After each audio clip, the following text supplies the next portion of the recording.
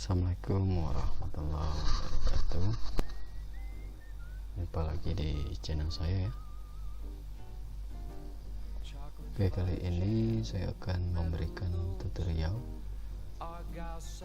tentang cara menginstal Bandicame di laptop ataupun komputer kita.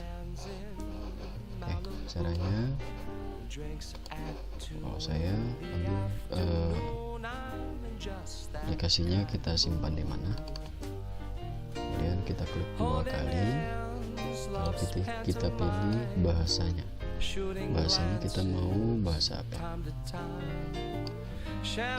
kalau standarnya ada bahasa Indonesia ya, kemudian kita oke kan, lalu nanti akan keluar instruksi, kita lanjutkan.